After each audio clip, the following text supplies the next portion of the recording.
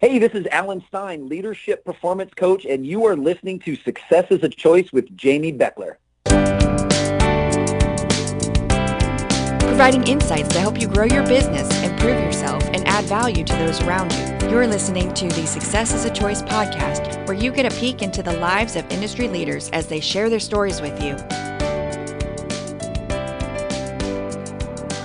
Welcome to Success is a Choice podcast. I'm your host, Jamie Beckler. You know, as a podcaster, you kind of make a bucket list of guests that you'd love to interview. You know, those people that maybe have had a significant impact on your life, or they just are truly interesting and you'd love to interview. Well, today's guest is just such a person. Pat Williams is the co-founder and senior vice president of the NBA's Orlando Magic. He's the father of 19 children. Yeah, that's right, 19 children, including 14 of whom are adopted. He's climbed mountains, run marathons. In 1996, he was named one of the most influential people in NBA history. He's won world championships. He's played pro baseball. He's written over 100 books, many of which have had a positive influence on me as a basketball coach. His most recent book is called The Intersection of Success. It's truly an honor to welcome Pat Williams to the show. Pat, thanks for being with us. Well, thank you, Jamie. Nice to catch up with you and look forward to our visit. You know, Pat, in the intro, I mentioned quite a few things, but I feel like the Dos Equis guy has nothing on you when it comes to perhaps being the most interesting man in the world. You've done so many things. You've written tons of books. You've influenced countless lives. You've won world championships. You've played professional baseball. You've beaten cancer. You've run over 50 marathons. The list goes on and on and on. As you look back on your career, what are some of those things that kind of stand out to you that maybe you're most proud of, some of the highlights as you think back of all that you've accomplished? Well, I think back to my days in high school at Tower Hill School in Wilmington, Delaware. I played all three of the different sports. Baseball was my best sport, but I was a quarterback on the football team. We were undefeated my junior and senior year, and I have vivid memories of that experience. I went to Wake Forest University to play baseball, got my degree, caught every game for Wake Forest for 4 years, still have a great love for my alma mater. And then 55 years ago, I had an opportunity to get into professional baseball. I spent 2 years as a minor league catcher in the Phillies farm system, and that led to an opportunity in the front office. I spent 4 years running their farm club in Spartanburg, South Carolina. And then that opened the door to get into the NBA working for the 76ers and Dr. Jack Ramsey. I was 28 years old when that happened. And now I'm getting ready for my 50th year in the National Basketball Association. So I'm thinking, where did all the years go? But the people I've met and the teams that I've been part of and the experiences that I've had are priceless.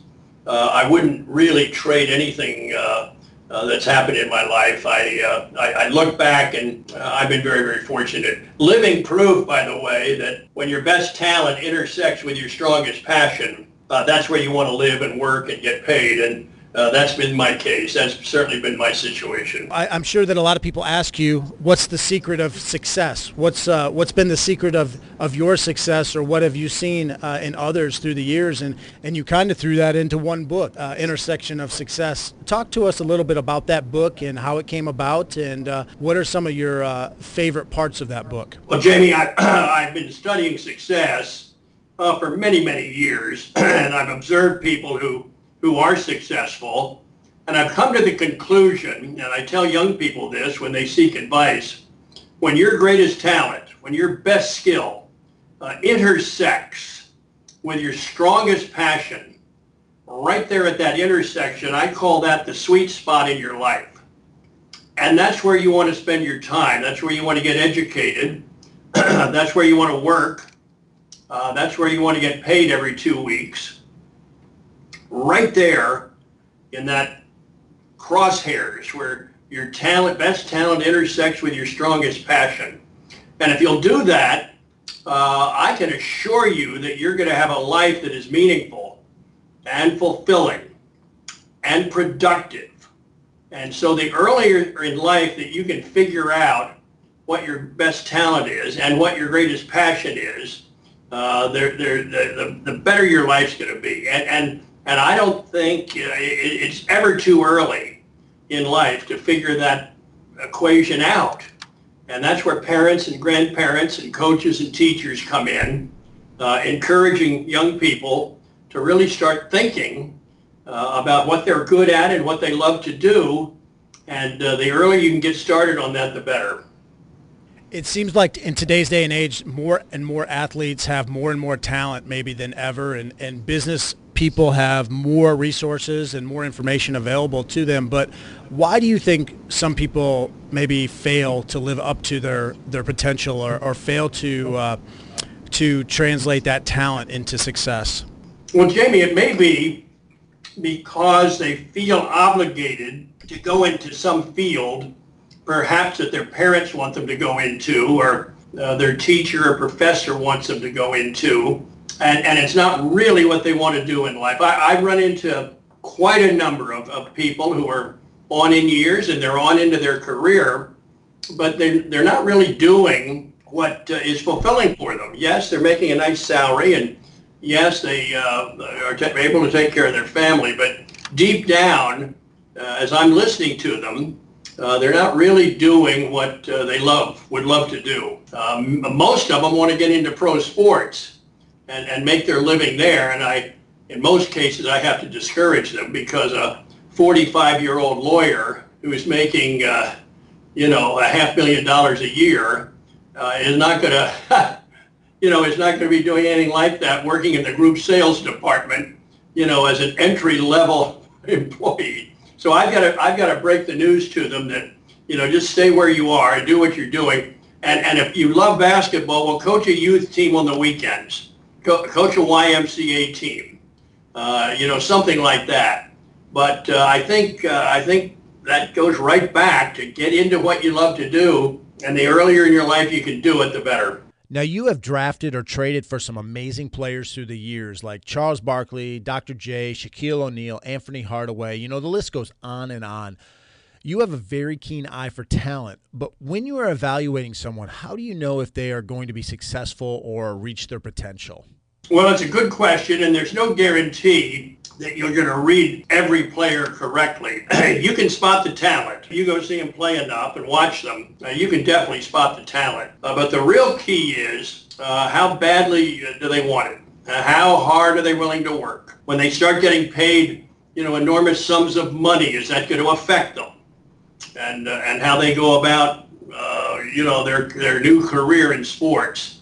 Lots of inner stuff that you've got to do your very best to examine and study and try and figure out. That's the hard part. But when you get a player with great talent and great inner firepower and work ethic and leadership skills, well, then you've hit the jackpot. And fortunately, Julius Erving was that way, and so was Charles Barkley. So was Shaq. Penny Hardaway had those inner ingredients. So we've been quite fortunate in that regard. Great talent, great character, great makeup, and you've hit the jackpot. Can you think of a time and maybe a player or even a coach for that matter that maybe you underestimated to start with? I won't have you call out someone that you thought was going to be a can't miss and did miss, but how about somebody? Can you think of somebody that maybe you weren't sure about? You didn't think that they had it, but on second thought they did, and on further review they did, and they ended up being successful. Well, that happens all the time in pro sports. A guy will drift into the draft. A baseball player may not go till the 22nd round. How about Mike Piazza, Hall of Famer, who the Dodgers drafted on the 56th round one year. And he goes on and into his career, and the next thing you know, he's a Hall of Famer. And you say, how did that happen? It happens all the time. We'll have basketball players. Isaiah Thomas recently. He would be a great example. He was the last pick on the second round a few years ago, and he's become an all-star in his time primarily with Boston. How did that happen? How did he drift so late? So those things happen where a ball player is overlooked or not even considered, but yet he proves to be a terrific player. Doesn't happen all that often, but it does happen. And then you're kicking yourself for thinking, well, we could have drafted that guy. Why didn't we? You end up really feeling badly if you're another team and somebody steals one on you. So that's why where scouting comes in. You can never be thorough enough. You can never get enough looks at different athletes, and you're doing that, yes, to bring talent on your team, but above all, you don't want to be embarrassed and let an all-star, a potential player, slip by you because you didn't think he was good enough. What would you say has been one of, if not the most important habits or traits that you possess or that you've worked at that's led to a lot of your success? Well, you used the word work. I mean, there's no shortcuts in this business. You have to put in time, and you've got to be very thorough. You've got to really work at it. You've got to know how to hire good people. Above all, you've got to learn how to delegate as a leader. That was always a tough one for me because I wanted to basically do everything myself. But you're never going to make great progress until you learn how to delegate. And, that's something that has happened in my life.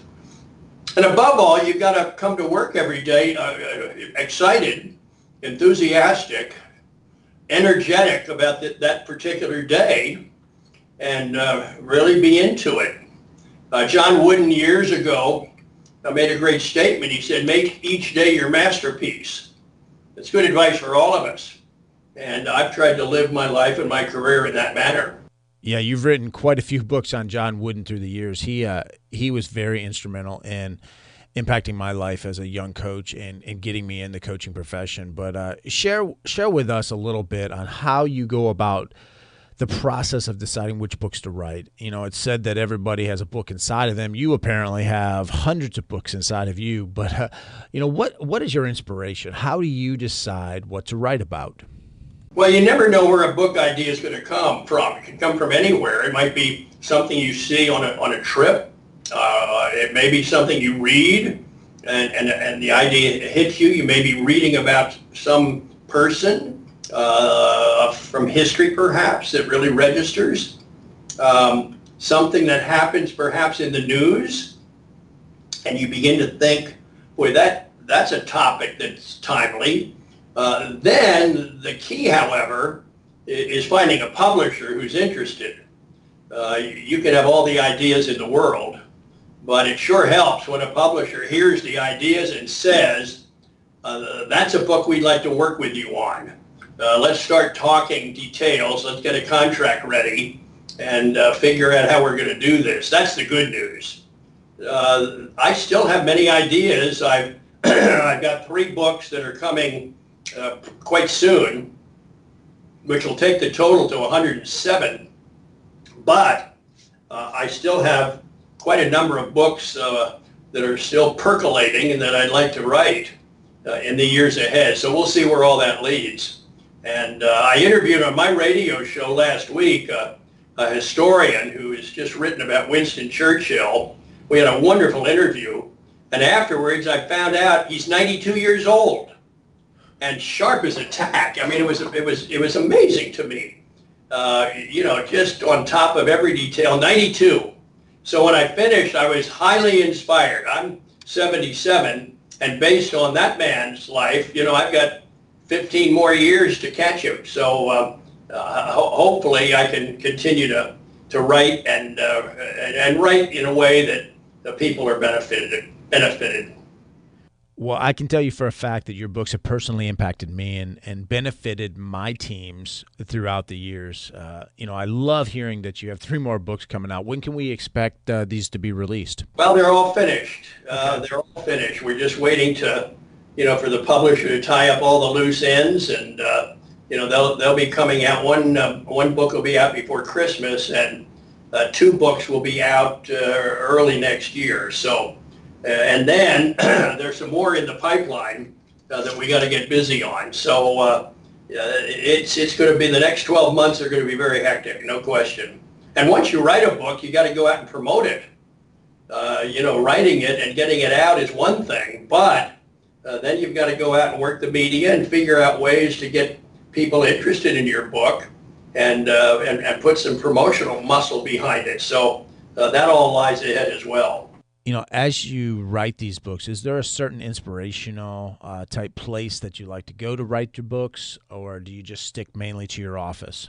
I write in the flow of life. People ask, where do you do all your work? Well, I do it through my reading, through the newspapers I read. I read 5 newspapers every day. I check very, very closely on the sports and the news scene. To stay updated, yes, to stay informed, but you never know where an idea might come from. And I listen carefully to things going on around me and talk to people and talk to other authors, and other people will come to me and say, have you ever thought about this idea for a book? I've got some friends who have been very generous in sharing their thoughts in that regard. So. And my wife is also a writer, and she's very helpful as well in helping me sort out and figure out different ideas. You know, writing over 100 books, so many of them have been bestsellers, but is there 1 or 2 books that kind of stand the test of time or stand out to you, in your opinion, maybe one that you'll always enjoy talking about, it'll never grow old to you? Well, it's a good question. People ask me, what's your favorite book? And my answer always is the latest. Hopefully each time I write one, it's better than the one before. The most recent one is the Success Intersection. So I've got to hope that that's better than the ones before. I speak a great deal on leadership, and I wrote a book a few years ago, and then the publisher came out and revised it and updated it. It's simply called Leadership Excellence. Right now, that seems to be the most requested book that I have, with speaking groups and so forth. It covers what I believe are the 7 ingredients to be a great leader, and that book has done quite well. It's been out a few years, but still, I still get lots of requests for it. That's one that really is important to me at this point. I wrote a book some years back called How to Be Like Walt Disney, and that has had a big impact on many, many people. That's one of my favorites.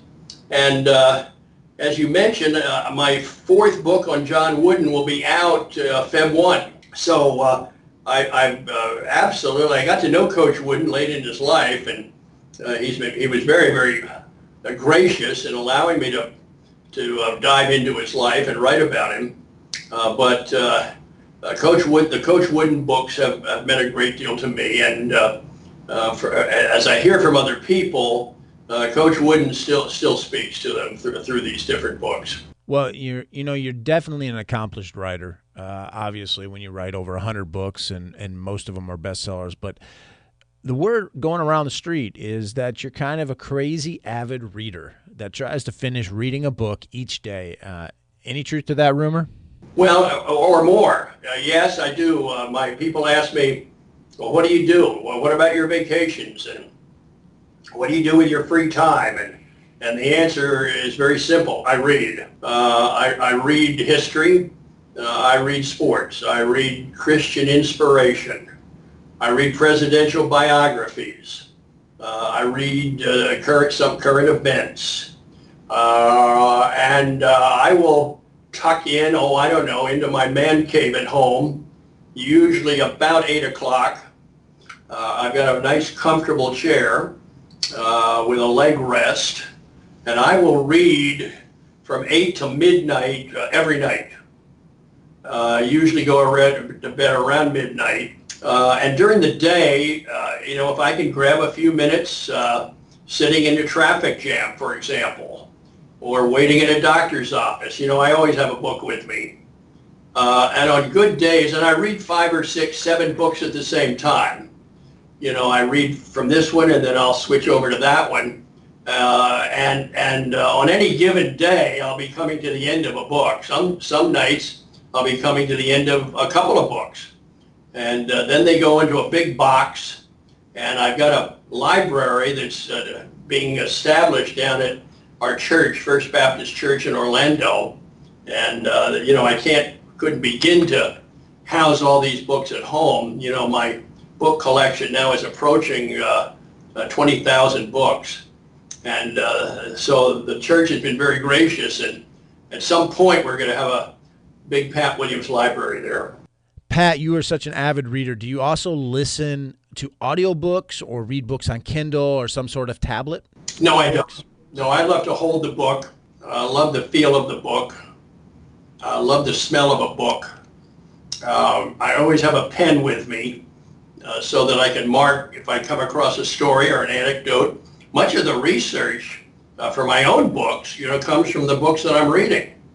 And I'll fold the page down, and then we Xerox it. I've got a lady that types for me and takes all that material and types on 3x5 cards, and I've got all that filed by category. So when it's time to write, my research is already done over many, many years, like 45 or 50 years of research. It's already done. And so this may not work for everybody who writes, but it has worked out for me. We'll get back to this great conversation with legendary NBA executive Pat Williams in just a moment, as I want to take a minute to thank today's show sponsor. I use HostGator for all of my websites, and they are giving our listeners a special deal. Use coupon code SUCCESS at HostGator.com to get an inexpensive and easy-to-use website. No matter what business you are in, you probably need a website. And if you're like me, all that HTML junk or technology stuff probably scares you. And that's why HostGator is for me. Use coupon code SUCCESS at HostGator.com. And now back to more insights from Pat Williams. You have 19 kids, 14 of which are adopted.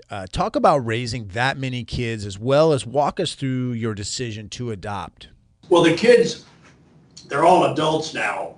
So we don't call them kids anymore. The youngest is 32. The oldest is 46. So these guys and gals are all out on their own.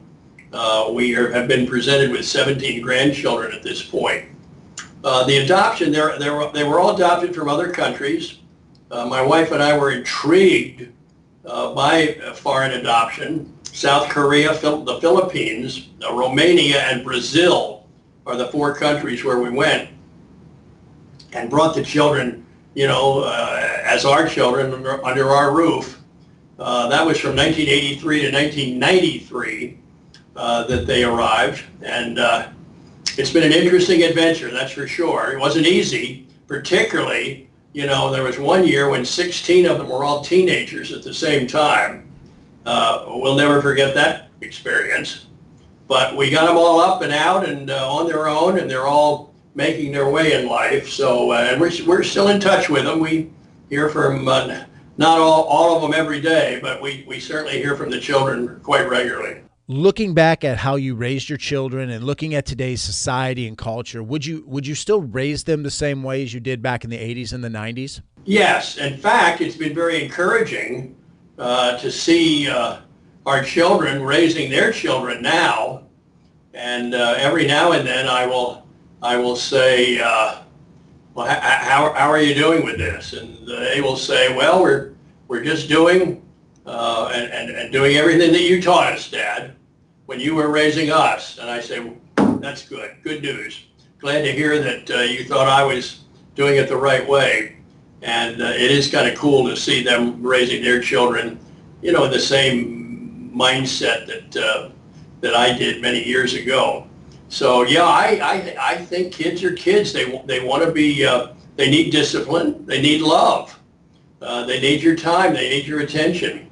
They need to know that you're interested in their life. They want you at their games. They want you at their swimming meets. They want you to be there when you're a cheerleader or in the school play. They want you to be involved. They want to know that you care and that you're interested in what they're doing. So I think that never goes out of style. You've met many famous people throughout your career and gotten the privilege of meeting so many influential people as well. But I'm curious, is there a person or two that you haven't ever met or that you would like to spend some time with? Well, that's a good question. I'd love to have lunch with Condoleezza Rice out at Stanford University. Love to do that. I would love to spend some time with Mike Krzyzewski. love to have lunch with him up at Duke. That would be a great treat. Nikki Haley at the UN. I think she's fascinating. Love to have dinner with her one night. That would be great. Those are some that come to mind right off the bat. The great historian, David McCullough. I'd love to sit down with him and have a nice chat. That would be wonderful. You've written about a lot of historical figures in your books over the years. Is there a historical figure that you really would love to spend some time with, or that you have particular interest in, maybe more than others? Well, what I've learned is this. If you read the right 5 books on any one subject, you'll be considered a world-leading authority on that subject. And so at this point in my life, I could say that I'd be a world-leading authority on Abraham Lincoln and Robert E. Lee and Stonewall Jackson and George Washington and Franklin Roosevelt, Theodore Roosevelt, John Wooden, Ted Williams. Those come to mind right off the top of my head, and the list goes on. But those come to mind immediately that I've really immersed myself in and really read in great depth about them. What would be a final parting quote or mantra that you would like to leave our audience with? Make each day your masterpiece. That's what I try and live by. Coach Wooden, by the way, got that quote from his dad when John Wooden was about 13 years old. His dad shared that thought with him, and it guided Coach Wooden through his life. And he has passed that on to many others. Make each day your masterpiece. So when you start in the morning, that should be your goal. Make each day your masterpiece. And if you do that every day, you're going to have a terrific life. You're going to be extremely successful, and you're going to enjoy your life tremendously. So that's a good way to close it, Jamie, to your listeners. Make each day your masterpiece, gang, and you'll be thankful for that. Those are great words to live by. Thank you for sharing those, Pat. We really appreciate your time and insights today. Okay, Jamie, nice to talk to you. Thank you. Pat Williams is a special individual that has so many great insights. It was truly an honor to spend a few minutes talking with him today. His books have influenced me greatly over the years. In fact, we have put some of my favorites in the show notes. Feel free to check those out. Also, make sure that you take just a second to go hit that little subscribe button so you don't miss any future episodes. It will also help other people to find this podcast as well. Thanks so much, and until next time, remember that success is a choice. What choice will you make today?